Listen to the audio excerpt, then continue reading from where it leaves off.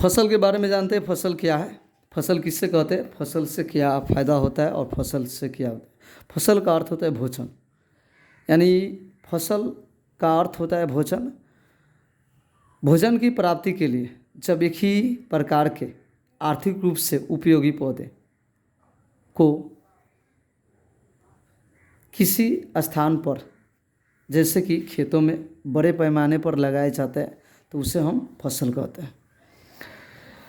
फसल मौसम के आधार पर 3 प्रकार के होते हैं, जो बोलते हैं खरीफ फसल, रबी फसल और ग्रीष्म फसल।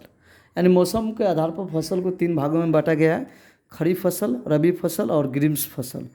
खरीफ का अर्थ होता है कि वैसा फसल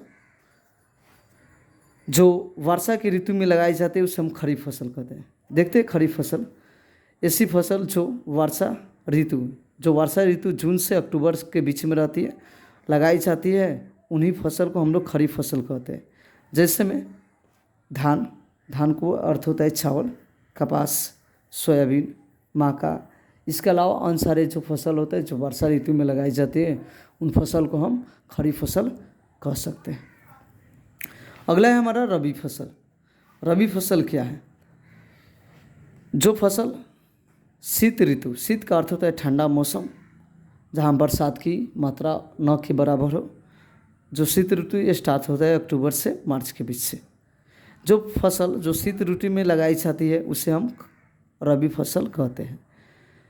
जैसे में हम एग्जाम्पल देखते हैं, गेहूँ होता है, चना होता है, मटर होता है, सरसों होता है, आलू होता है इत्यादि।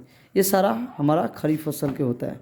एक नेक्स्ट है जो हमारा क्या है, ग्रीष्म फसल। वैसा फसल